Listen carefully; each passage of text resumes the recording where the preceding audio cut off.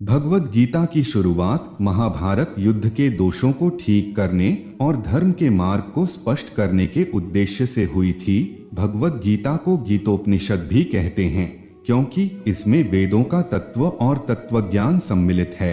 यह गीता में दिए गए उपदेश और विचारों का अद्भुत संगम है, जिसमें ज्ञान, भक्ति और कर्म के माध्यम से सत्य, धर्म और जीवन के उद्देश्य को समझाया गया है।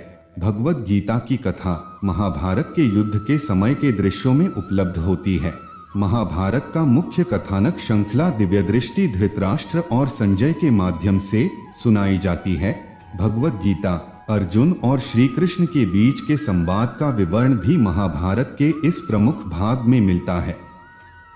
भगवद गीता का संवाद युद्ध के पहले दिन हुआ था, जब धृतराष्ट्र अपने मंत्रियों के साथ राजमहल की उच्चावाची में खड़े होकर महाभारत युद्ध की तैयारियों का विवरण पूछ रहे थे। इसके बाद उन्हें अपने पुत्र दुर्योधन ने सैन्य सेनाओं के नेताओं के नाम सूची सुनाई, जिसमें कौरव तथा पांडव सेनाओं का विवरण था। इसके बाद धृतराष्ट्र के अनुरोध पर विदुर ने राजमहल को छोड़कर भगवद गीता के संवाद को सुनाने के लिए सभी को उस स्थान से चले जाने को कहा। धृतराष्ट्र की सीख के अनुसार उसके अधिकार में होने के कारण सभी ने उसके नेतृत्व में उस स्थान से चलने का निर्धारण किया। भगवद गीता में व्यक्तिगत उपदेश के स्थान पर भगवान श्री कृष्ण ने सामान्य रूप से उस समय के रूपरेखा में अर्जुन के समक्ष रथ का अभियान करते हुए गीतोपदेश किया। भगवान श्री कृष्ण ने अर्जुन को उस संकटग्रस्त समय में सही राह दिखाने के लिए धर्म, युद्ध, कर्म, भक्ति और ज्ञान जैसे विभिन्न विषयों पर उपदेश दिए। भगवद गीता की विस्तृत कथा महाभारत के भीष्म पर्व के अंतर्गत मिलती है।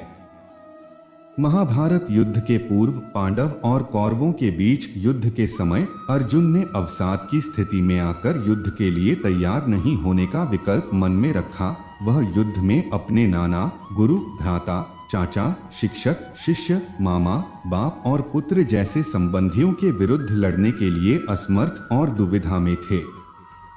इस पर विचलित होकर वह अपने रथ को रोक दिया और अपने मित्र, शिक्षक और सारथी भगवान श्री कृष्ण से मार्गदर्शन के लिए विनम्रता से निवेदन किया।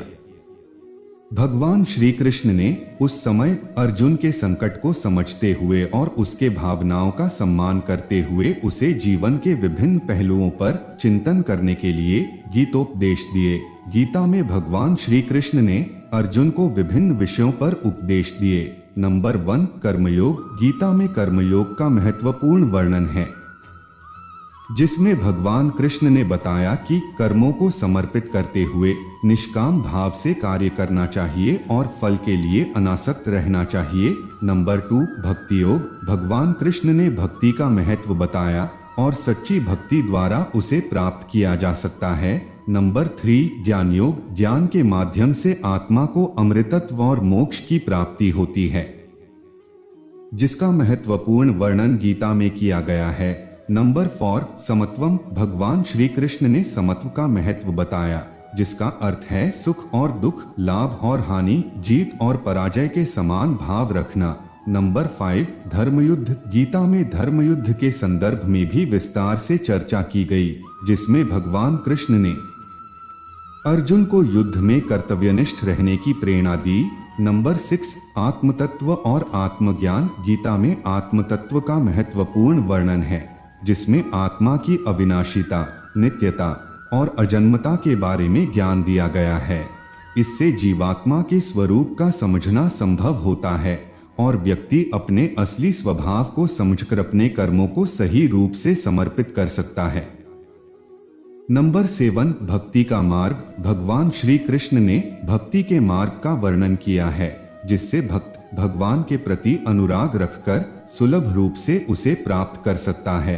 भक्ति के माध्यम से व्यक्ति भगवान के निकट आत्मानुभव प्राप्त करता है और उसे भगवान का दर्शन होता है। नंबर 8, संपूर्ण जगत का व्यवस्थित तत्व। गीता में संपूर्ण जगत के व्यवस्थित तत्वों के बारे में ज्ञान दिया गया है, जैसे प्रकृति, पुरुष, काल, गुण, धर्म, अधर्म, भूत, भविष्यता, भगवान के विभिन्न स्वरूप, और आत्मा के स्वभाव का विवेचन। नंबर 9, योग और मोक्ष। गीता में योग के विभिन्न प्रकारों का विवरण किया गया है, जैसे कर्मयोग, भक्ति योग और ज्ञान योग। इन योगों के माध्यम से व्यक्ति आत्मज्ञान प्राप्त करता है और मोक्ष की प्राप्ति होती है। नंबर 10, धर्म और कर्म। गीता में धर्म और कर्म के महत्वपूर्ण सिद्धांत हैं। व्यक्ति को कर्मों को निष्काम भाव से करने की सलाह दी गई है, जिससे धर्म का पालन करने में सहायता मिलती है। महाभारत के युद्ध के वक्त भगवान श्री कृष्ण के प्रिय शिष्य उद्धव को विश्वासघाती करवाने के लिए द्रौपदी ने उन्हें द्वारिका भेजा था। उद्धव वहां पहुंचकर भगवान श्री कृष्ण से मिले। उस समय भगवान श्री कृष्ण द्वारिका में राजा थे और उनके विचार और उपदेश लोगों के बीच बहुत ही प्रसिद्ध थे। उद्धव ने भगवान श्री कृष्ण के समक्ष युद्ध के विषय में अपने संदेहों और चिंताओं को व्यक्त किया। उन्होंने कहा कि वे युद्ध के समय धर्म के मार्ग में सबको संभाल सकते हैं और वे अर्जुन के रूप में अपना कार्य संपन्न करने के लिए उचित होते हैं। उद्धव ने अर्जुन की भावनाओं को समझते हुए उन्हें उस समय के परिस्थितियों के अनुसार अपने उपदेश दिए और उन्हें उस संवाद का विवरण किया जो भगवान श्री कृष्ण ने अर्जुन के साथ महाभारत युद्ध के समय किए थे। उद्धव के माध्यम से भगवान श्री कृष्ण ने अर्जुन को भगवद गीता में दिए गए उपदेशों को दोहराया और उन्हें विभिन्न रूपों में समझाया, जैसे कर्मयोग, भक्ति योग और ज्ञान योग के माध्यम से आत्मा के महत्वपूर्ण तत्वों को समझाया और अर्जुन को सही मार्ग पर चलने के लिए प्रेरित किया।